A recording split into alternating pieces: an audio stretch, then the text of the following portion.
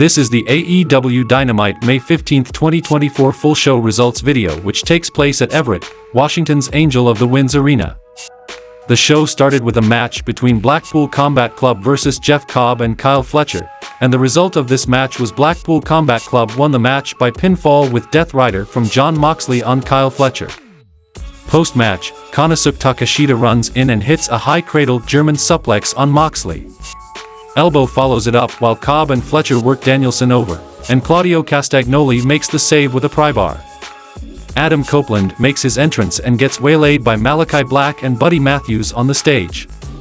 Blackout in the ring, chair in hand, Brody King has joined the fray and they hold Copeland up while Black gets a microphone. He orders Matthews to take Adam's wedding ring, and he passes it to Malakai, who pockets it. They lean Adam in the corner and set chairs on either side of his head, but Kyle O'Reilly makes the save and he takes Black and Matthews out, but King wipes him out with a lariat and throws him out of the ring like a sack of garbage.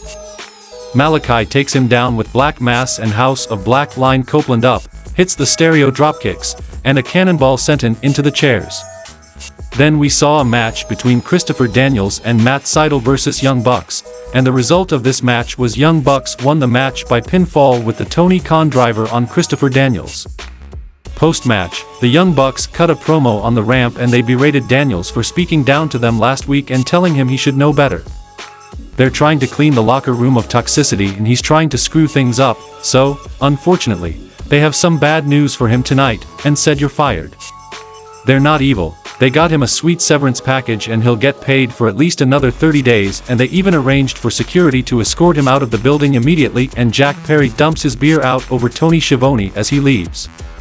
Tony Storm and company are interviewed backstage and Storm says her maternal instincts are in overdrive and hugs Mariah May close as she tells Harley Cameron she's going to beat her up and so on and forth.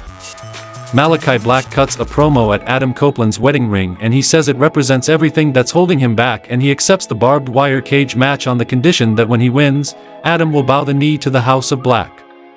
Then we saw a match between Hook vs Sebastian Wolf, and the result of this match was Hook won the match by submission with Red Rum. Post-match, Hook grabs a microphone and says he's here for Chris Jericho and his FTW championship. Learning Tree comes, and Jericho says he hopes Hook learns some lessons from hitting himself in the face with a baseball bat, and he's glad to be here and to share the spotlight. Hook says he's not here to share, he wants all the spotlight on Chris getting his ass beat for the FTW championship tonight. Chris says this isn't a fighting moment, it's a teaching moment, and Hook needs to learn to be less selfish and to think of others like Jericho does, and furthermore, he has to learn that you don't just immediately get a rematch, and he'll have to do a qualifier on Saturday to potentially earn a shot later.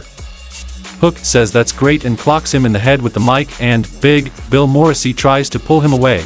Standing switch, German suplex on the big man, and Jericho recovers and the beatdown begins, but Katsuyori Shibata makes the save and sends them both packing, and Jericho pulls his hand from his hair bloody and crying. The next match happened between Brian Cage vs Swerve Strickland, and the result of this match was Swerve Strickland won the match by pinfall with house call. Post-match, Christian Cage and Mother Wayne come to the stage, but it's a distraction for Nick Wayne to slide in with a low blow, and Killswitch joins the fray and they beat Strickland down and they smash a family portrait over Swerve's head and his eye immediately starts gushing blood. Cage cuts a promo, saying Swerve embarrassed his son, Nick Wayne, by attacking him in his gym last year, so now he's forced to embarrass Strickland. He grinds the picture of Swerve and his wife and daughter into the wound and says tonight he took his blood, and in 2 weeks he'll take his title. Hook and Katsuyori Shibata are interviewed backstage and Hook says the odds mean nothing to him and whoever he has to beat to get to Chris Jericho, he'll beat. Shibata asks if that includes him because he wants another shot at Jericho. Push comes to shove, and Hook says it's fine by him if Shibata gets another shot at Jericho. Samoa Joe rolls up to say it's sad because if Hook stopped playing himself he might actually be dangerous. Hook says he'll fight Joe, and Shibata says Samoa is too large to wear florals, which Katsuyori, buddy, pal, I love you but that's just wrong, florals are for everybody. Then we saw a match between Harley Cameron vs Tony Storm, and the result of this match was Tony Storm won the match by pinfall with Storm Zero, and we saw Serenina Deeb was watching the match.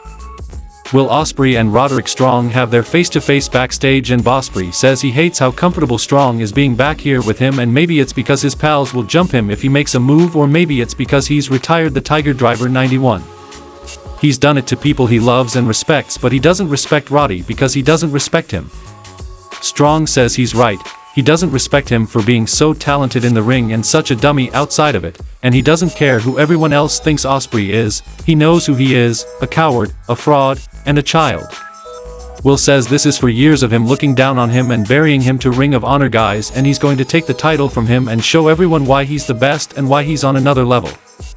Renee Paquette is in the ring to preside over a contract signing between Mercedes Moné and Willow Nightingale. Nightingale says she respects Moné and she means that, but she needs to know if she respects the TBS championship. Mercedes scoffs at talking legacy with her, and in 2015 in Brooklyn while Willow was still training she was changing the game forever, and she claims Nightingale wouldn't be here without her and says she respects her and thinks she's a great champion, but there's a difference between being great and being the greatest. At Double or Nothing, losing will be the best thing that ever happened to Willow, because her legacy is all about winning.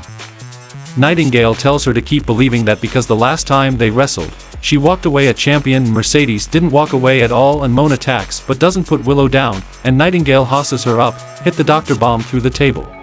In the main event of the show, we saw a match between Dax Harwood vs Kazuchika Okada for the AEW Continental Championship, and the result of this match was Kazuchika Okada won the match by pinfall with a Rainmaker, retaining the AEW Continental Championship.